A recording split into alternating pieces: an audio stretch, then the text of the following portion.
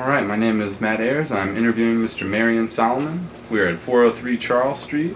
Today is Tuesday, August 16th, 2011, and the time is 9:15 a.m. Good morning, Mr. Solomon. Thank you for letting us interview you. Good morning, fella. How y'all doing today? Good. All right, first question is, were you born in Mansfield? No, I wasn't. Okay, where were you born at? I was born in Hampton, South Carolina, about 30 miles from Hilton Head, South Carolina. All right, so why did your family originally come to Mansfield then? Pardon? Why did your family originally come to Mansfield? Well, what happened, I'm from South Carolina. What happened, my wife was here and she went to school here. So what happened when I got married, then I came to Mansfield. Do you remember about what year that was? That was in 51. I mean, 50. 50, okay. All right, do you have any brothers or sisters? Yeah, I have a brother, but he died, and I had two sisters. In fact, I got one sister living now. All right, so what was life like in your family growing up? Oh, my life, I had a pretty good life. There's no question about it, because when I came here, I had a job, and I was blessed and lucky to get the job through my uncle James Kennebrew. And he knew everyone here, which he lived right down the street there from Beaumont Street, and he knew all the people here had jobs, so that's how I became. All right, so where did your parents work then? Pardon? Where did your parents work? Where they work? Yep. They weren't here. My parents was in South Carolina. My mom, she died in in 95. She lived until she get 103 years old. But her health was pretty well. The only thing was wrong with her, she was, blind. But she lived quite a long life. She wasn't really, down or nothing like that. She could get around, but you had to help her because you know how a blind person is. Sure. So that's the way she was. Did you say she lived until she died in 1905? Is that 1905. 1995, I think. 95. 95, I'm sorry. Okay. All right, so where did your father work then? Well, my father, he's, in Carolina too, and now what happened, he worked on his own farm, with my grandparents. My granddad, he had ocean of land and stuff. He planted cotton, corn, wheat, sweet potato, can, something you guys don't know about. Tobacco and all that, you know what I mean. And the tobacco was very interesting because at night we had to have someone to watch the tobacco while it kills. They built a fire on in the barn, and the furnace, and the heat killed the leaf of the tobacco. And after the tobacco is killed, it turned brown. And then what happened is gets soft. Just like a piece of paper or something, you wrapped up. All right, so where did you go to school at? Well, I went to school in Hampton, South Carolina. Did you go there all through high school then? Yeah. Were there any teachers there you remember especially well? Well, I remember, Sister Darling, that's what we call her, you know what I mean. And Miss Kathy, principal named Professor Huggins. And that's about it, yes. Were you involved in any activities in school? Well, I played basketball and baseball, while I was in school. I had a great time doing that. But also in the afternoon, on the farm, you had to get the wood in for overnight to keep the house warm because we didn't have, heat like we got right now.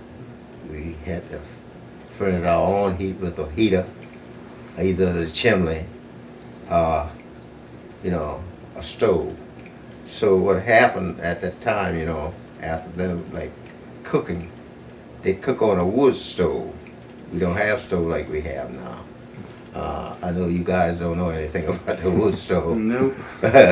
Well, just like, we had to get wood in, cook the food and stuff. Like you want to bake anything, you had an oven and everything on the stove. You have eyes and stuff, but it's not like it is right now. But the old people knew how to, fix prepare the food on the stove and stuff. But it was very good. All right, so where did you graduate from high school? Right? Where did you graduate from high school? I went to Hampton, South Carolina. Was that do you remember the name of the school? Hampton High I was saying, School. okay. And what year did you graduate? I graduated in 19. It's 1940, I think, or something like that. I'm not too sure. All right, so did you go to college after high school? No. No? Okay. So what was your first job? My first job, I worked for the government. Really, I worked for the DuPont and Company from near Augusta, Georgia. That was a government job, and and I worked for them. Well, what did that entail? What did you do for them? Well, what happened is, they make material for, like airplanes, electric equipment, and all like that. You know what I mean? And during that time, while I was working, I told them that they were going to clear my badge. See, they give you a badge. They give you 2 badges. When you go in there, they give you, a dark badge. And when you be there for a while and you progress, then they change your badge to a yellow color badge. And it was very, very interesting because what happened, when I my supervisor come to me and said, well, okay, you moving up now. I said, am I moving up? He said, yeah. I said, well, I'm sorry to tell you, I'm going to quit. He said, quit? He said, you just going to get a position? I said, well, I got married and I figured that, I would have to, move. And so what they did, they were going to clear my badge to go in another position. Because that's how you get the position when they clear your badge. Yeah, and then after I told him that, he said, you shouldn't do it. I said, yeah. I said, you're right. But just one thing I have to do now because I'm fixing to get married. And he said, okay then, if that's what you want, you should do that. And so I leave the job and I married and I went to New York City. And then I stayed in my youngest son, my oldest son had born in New York City. And so I stayed there. And then after being there, I came here. And like I told you, my uncle got a job here for me. And then I came here after I got my son. I think Michael was about 6 years old when I come here. So what job did your uncle get you here? Oh, well, he was a press operator. James Henry, he was a press operator. Well, he worked right here on Longview. There was a company there in that long building you see there. Well, that's where I had my first job. In that building. Do you remember the name of the company? What was? No, I really don't know the name of the company. No. That was where I work at. And then during that same time, he had a part-time job. We go there in the morning, and in the afternoon we go over here in off of 39 to another job, you know, doing press work for a company. Do you remember the name of that one at all? Well, the company that was Higgins Steel, I think that's what the name was. Okay. Yeah. Was that Higgins Steel? Right. What was it? Higgins Steel? Higgins Steel. Okay. Yeah. Yeah. I was very blessed, you know what I mean? I got 3 kids. I got 2 grands. They come here with me all some of this brought. They're in school now. Yeah. You know what I mean? They're in Minneapolis. That's nice. But they're in school now. Okay. They get to school last Thursday. So what other, from there, where did you end up working? Did you work there for? Well, okay. This is the story. Okay. I worked at Ohio Brass for 40 years. Okay. Okay? And then I did part-time work for 40 years down at Steel Mill main office. You know, and it didn't seem hard because, you know, down the brass, I was a supervisor, you know, something like, you know, and I didn't work hard, but I had a whole lot of, you know, guys, you know, and really the guys were very good to me because if they're doing it, when I go in the morning, I say, okay, fellas, when the company tells me, say, well, we got to have this go out and we got to put it on the truck. I say, oh, man, that's what you say to yourself, you know what I mean? So when I go in the morning, I'll tell the guys, I say, okay, now, we got to get this stuff out and we got to have it on the truck. They say, yeah. But they all were, you know, they all were nice guys. I think it was about 15 of us on that. And we, I come home in the night. I said, no, I'm gonna catch the devil in the morning out those guys. And so what I would do, I learned myself to say, I said, I'm gonna pray, because I know what I'm gonna get when I go in there. Mm-hmm. And, you know, it was just a blessing for me to work with those guys, because you learn a whole lot about people within itself, you know what I mean? And what happened, I go in the morning, know I'm gonna catch the devil, just know that. And when I go in, everybody just is nice and calm as it could get to be. So, you know, like we have a period of break time. So what happened, those guys, they go on break, they have 15 minutes for break. But they go out and they want to say, and when they hear me coming, I can hear what I'm saying, oh, here you come now, here you come now. And what they do, they run around the lot and go back to the job. But, you know, I get a kick out of them because, you know, they weren't no disobedient guys. They were nice guys, you know, and I didn't ever have any problem. You know, and even much the supervisor and stuff, you know. I enjoy working with them, doing that job. You know what I mean? So can you tell us anything about the work that you did? What was that like working there at Ohio Brass? Oh, Ohio Brass, well, Yeah. the chemical they made? Okay, what they made light fixture, you know, brakes for cars. You need a deflection in the highway. You see the reflection in the highway? We made that. We made the transmission fork to go into the transmission. We made the transformer on the light pole. We made the hub for the cars. We made all that stuff, you know what I mean? And it just, you won't believe what we made, you know, and even much the universal joints for trucks, the hub for trucks, and all like that, you know what I mean? It's just a bunch of stuff they made. But it's a thrill to see what iron can do. You know what I mean? Because what happened, that iron, you know, run. You ever see iron run like water? When the mold, they pour that iron in. Okay, it's a sand mold. And what happened, they pull that, they got a pattern, you know, like any pattern. They put that pattern in the sand and mold it together. And then they pour that iron in it. Because the iron is real hot and it run like water.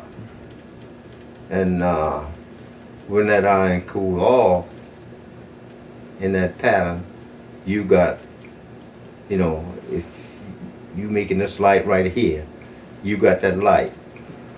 See what I mean? So that's what they, you know, made. Take like the hubs and stuff. When they put that mold together and they pour that mold, then you got a hub. The only thing they has to do then is finish that hub and ship it on out. So did it depend on, you know, day to day, like if you had an order for a particular part, that's what you guys were making? Right. Okay, so it wasn't like, you went in year after year making the same item? Well, okay. Day after day, say, if this company said they need, you know, 50,000 pieces of the hub, then we got to get that hub out. Say we got a month or 2 weeks to get that out, then we has to get that out in that period of time where they can get to that company. You know what I mean? Okay. So that's what we always have a deadline to get those stuff on the truck. Ship out. Now, Nope. sorry, I was saying, when you first started working there, did you get hired in as a supervisor, or did you start somewhere else first? Okay, what happened? I was working construction, and we were putting in the electric furnace down there. You know what I'm talking about?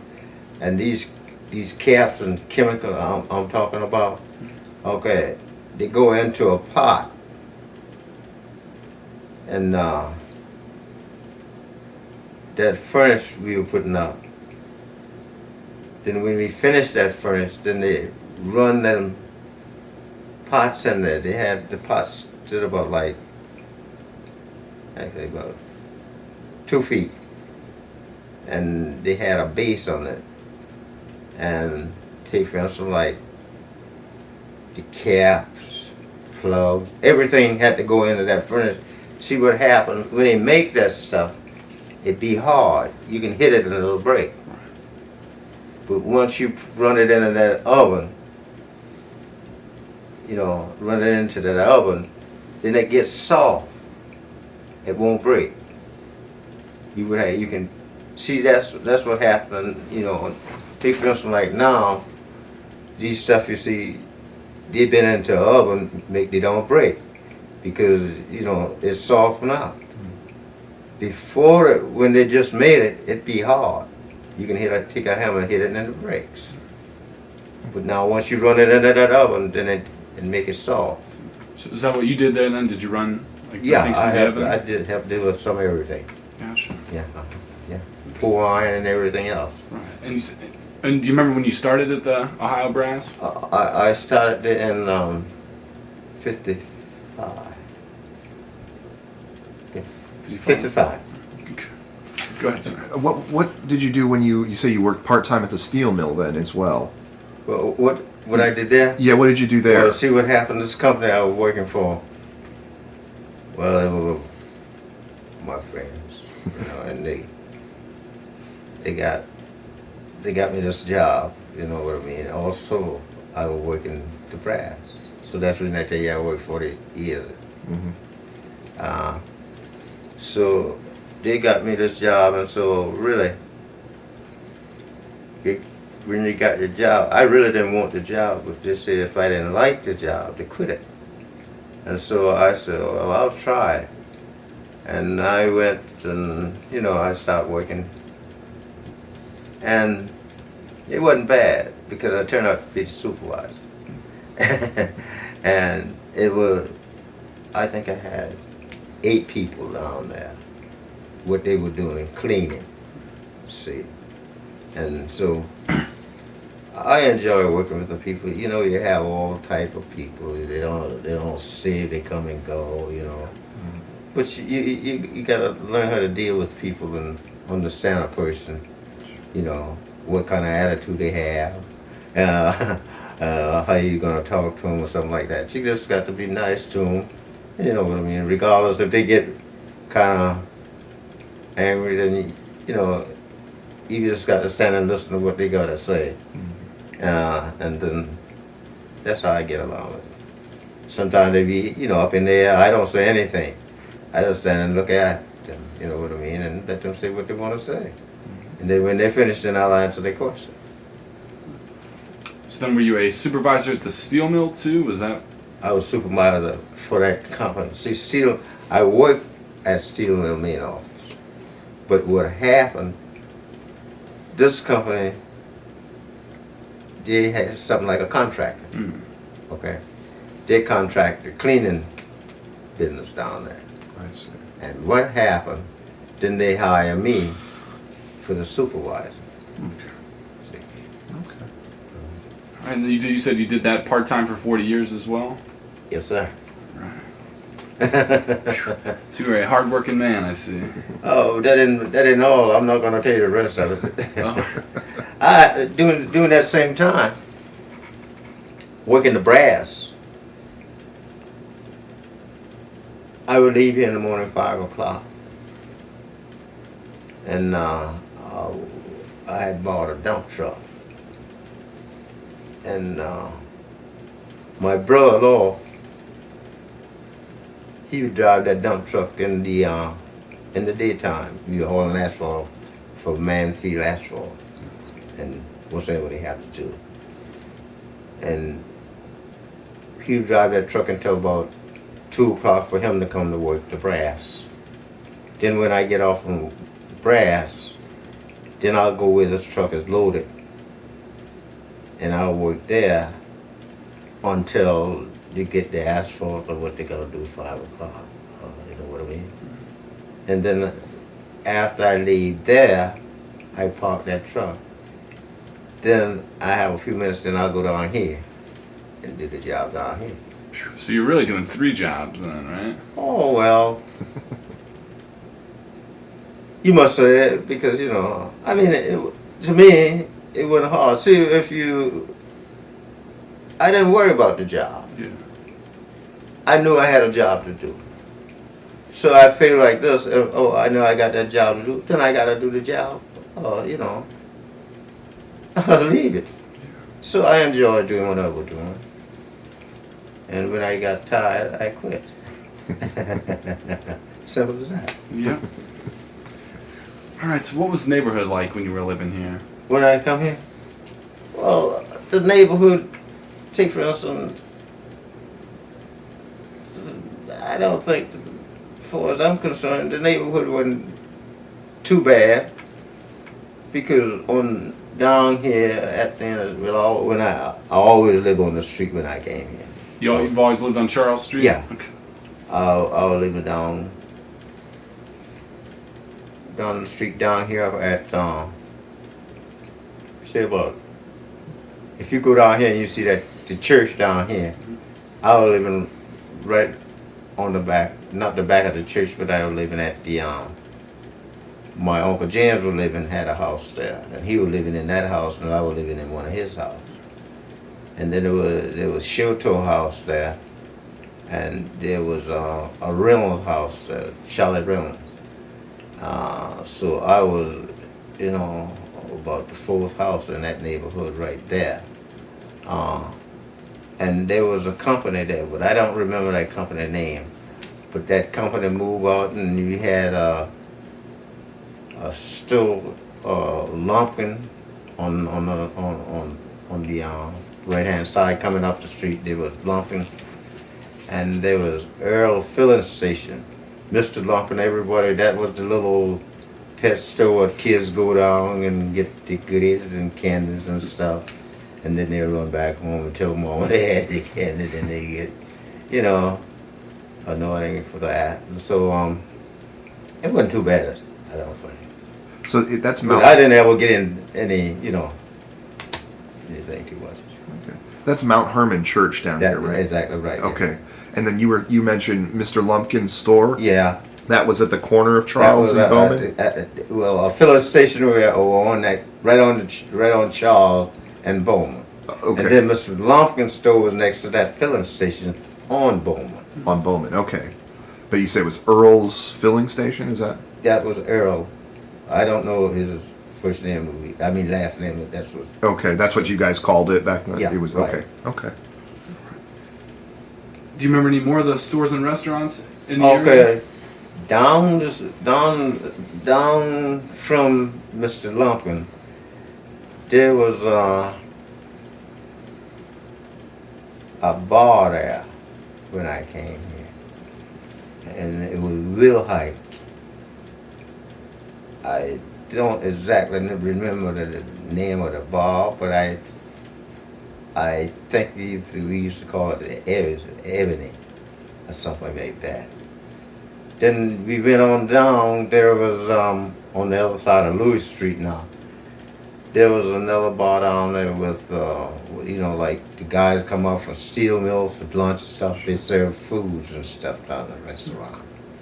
And then after that, you came to Fanning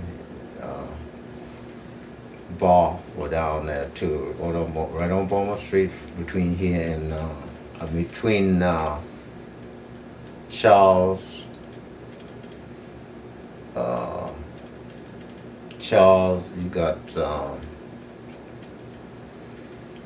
you got Lewis, then you got Crystal Spring. Well, they were between Crystal Spring, Charles, and Lewis. So this was the kind of neighborhood, I must say, where we hang out at. Now, would you say that most of the people that lived in this area were people that worked at, say, the steel mill, worked at Ohio Brass, mostly industrial workers? Is Well, okay, you had quite a few people like a name, but maybe y'all don't want their name or nothing like that. Whatever you want to share. Well, I can, as a term, I can remember you had, we call him Deacon Martin, we had Ella, you had Talbot, you had Fannin, the same guy had the bar down there, him and his son worked there, Richard Fannin and Young Fannin and all those guys worked there. You had Deacon Ellis, you had a ton of guys, you know what I mean, on this end worked there. All right, so how's the neighborhood different today? Pardon? How's the neighborhood different today than when you were? Oh, well, it modified itself because take for instance now, you don't have the houses on the street what they used to have when I come here. Take for instance, you only got, what, 3? Yeah, you got 3 houses on the side. Yeah. And there were about 6 or 7 houses on one side of the street. Take for instance, we has right here in front of me, there was 2 houses. Oh, but they're all gone.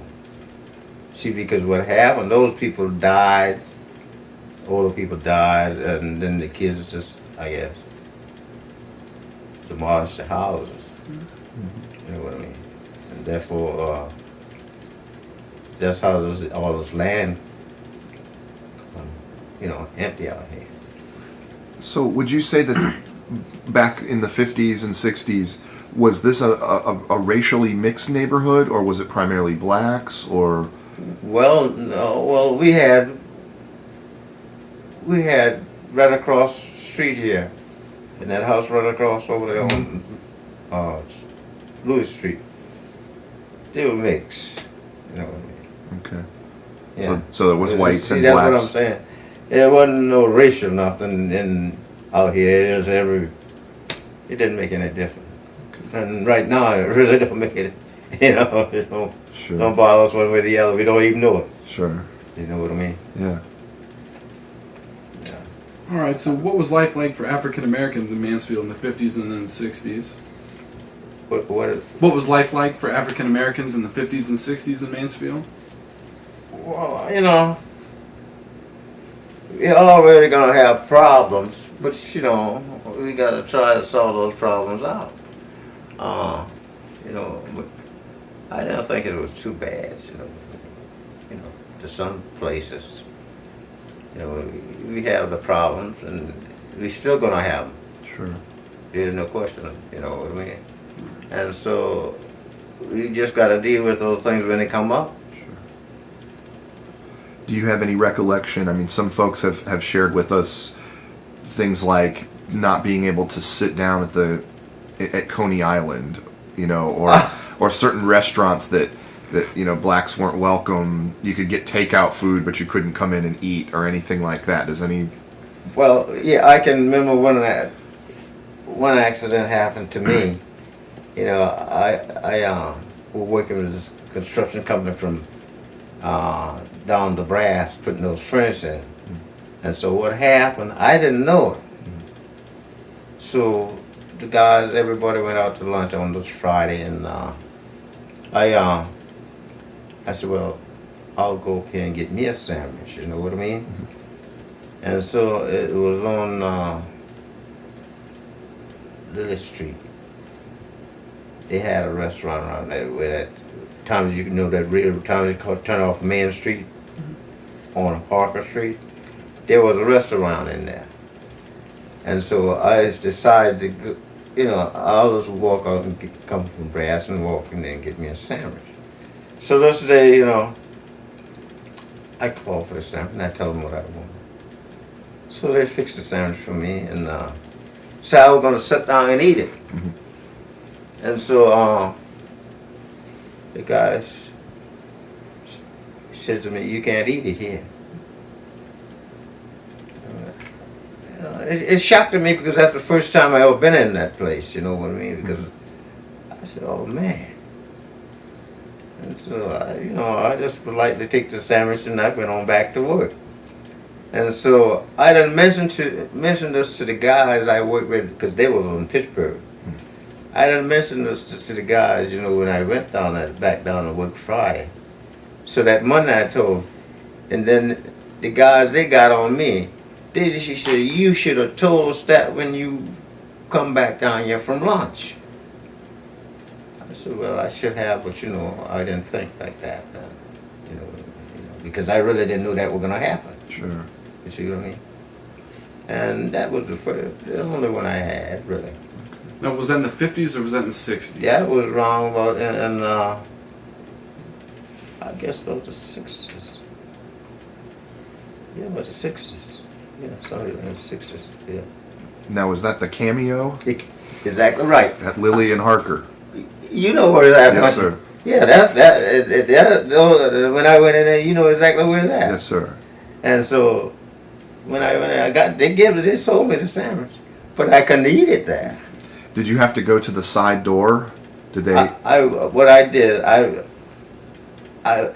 think it was two doors. One went this way, one went that way. So I went to the one went right in. Okay. And then, you know, and I just...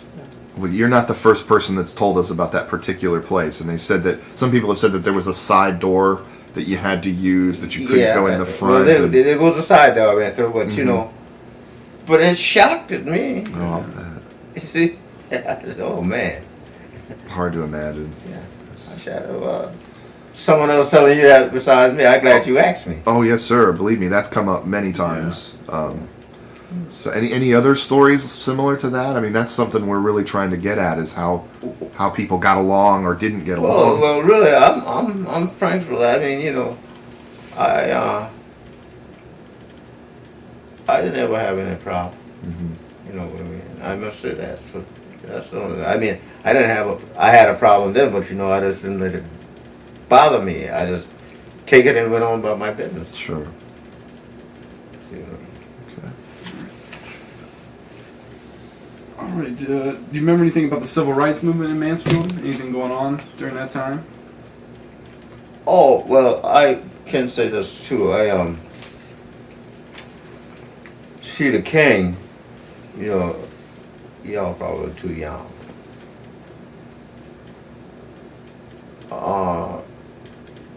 We had, right down here, we had King for our pastor. You remember that? Yes, sir. Then after he came here, he was here for a while, and he got the church, you know, up and going. Then he got his nephew here, Martin here, and he had, you know, all his family here. Okay, but I was the one to drive Martin. Really? You remember McDowell? He was the sheriff, black No. guy. No, what was his name? McDowell. I'm not familiar, but And we would go to Columbus and pick them up. You know, I would be doing the driving. oh wow. So you and McDowell, is that? Yeah. You went to Yeah, Columbus. He was the sheriff. I see. See, Okay. and I was the sheriff. Wow. So did you get a chance to speak with Yeah, Dr. King? I mean, those people, you know, like I was thinking, you know, hey, the up above us. But those people were down there. They talk about everything. Athanasi, Martin's wife, his mom, his dad. You know, I deal with all of them. So, you know, therefore, I mean, you know, like dealing with people that don't bother me because I know when to stop. You know what I mean?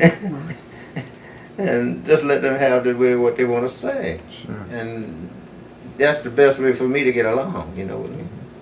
Can you tell us about that visit when he came and spoke? You obviously drove him. Were you in attendance to hear him speak, or? Oh yeah, you know he didn't use no real outgoing language and words, but what he did, he just tell the people, you know, we got to work together and be as one. You know, he said that. I know you hear him in his speech. Says we all will be one, and there won't be no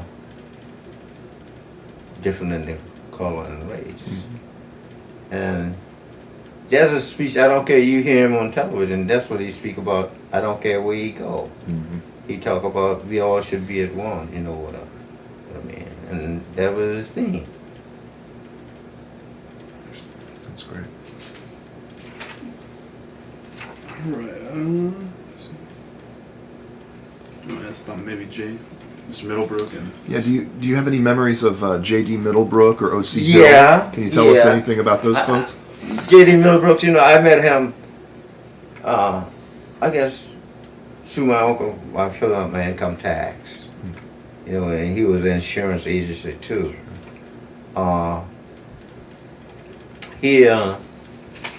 He really sold me my first insurance when I came here. You know what I mean? And he filled my tax out, and he was a very, very nice guy, you know. And so he in realty, he was in some of everything. He tried to sell new houses and stuff.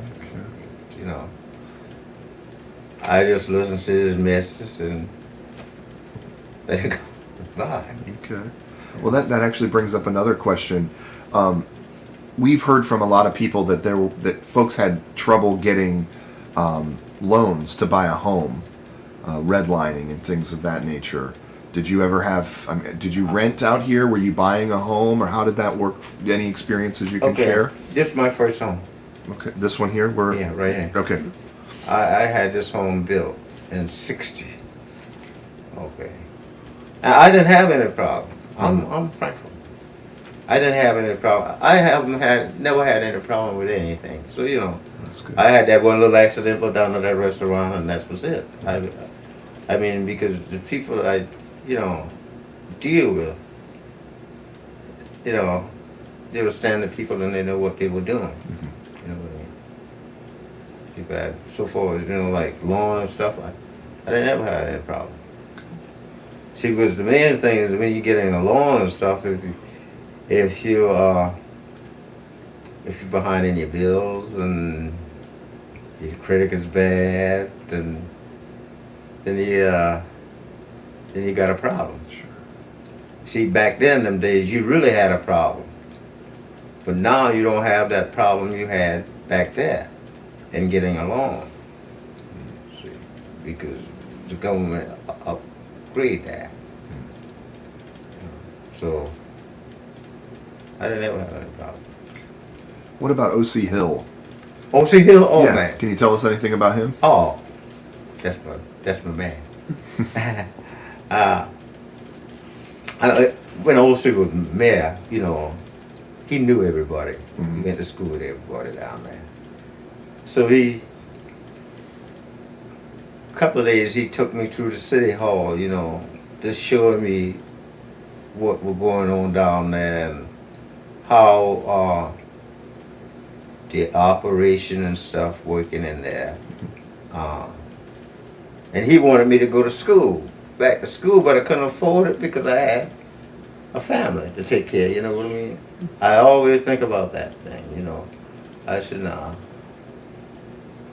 He really did want me to go to school. And I just couldn't afford it. I had to work and take care of my family. Yeah. See what I mean? But I was blessed, you know what I mean? I got 3 kids. My wife passed 4 years ago. And we were happy. You know what I mean? Sure. We were happy. Now, I didn't have any problem. What was your wife was she a housewife or did she work No, outside? my wife she worked some of this, and she started off at Minion Electric Okay. down here. Sure. You know what I'm talking about? I've heard of it. Diamond. On Diamond, okay. She worked there, and then she went to some of this. Okay. Do you go to church at all? Yeah, I go to church right down in Marion. Okay, so tell us about that. What is the role of the church in your community? Pardon? What's the role of the church in your community? Oh, okay. We serve our community very well, I think, because, you know, that church built out there for the community of the people. And that's what we try to do. We serve hot lunch.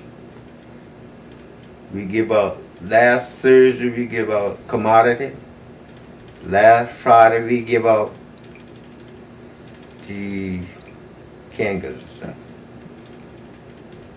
So we do quite a job down there. That's great. So have you always went there? Have you? Yeah, I always went there, yeah. Since I've been there. And Mount Hermon's always been located there, Right, right? Okay. exactly right. It started right there. Okay. All right, so do you have a fondest memory about living in the North End? Oh, what? A fondest memory of living in the North End?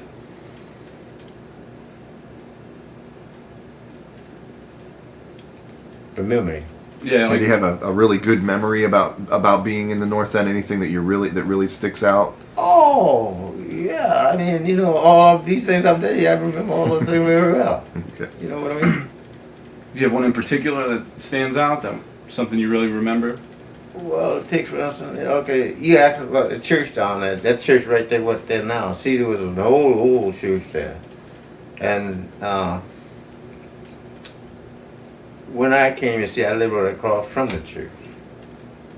And, you know, things wasn't like it is now with buildings. See, now, they upgrade everything. Take for instance, they tear that old building down because it was falling down, you know. People didn't have the money, you know, to keep the buildings off like it should. We had to carry water. You had to use the bathroom the best you can, and all like that. And so, when they built, see, that's the church right there. Yeah, that's it right down the street now. And when they built that church, you know, I watched them. I used to go down every night. The architect would do the drawing and stuff. They got some pictures inside the church, you know, over the pool and on the side. Be this architect draw it. And I used to go down there and watch them draw it. Well, there's the picture of Christ. And they got on the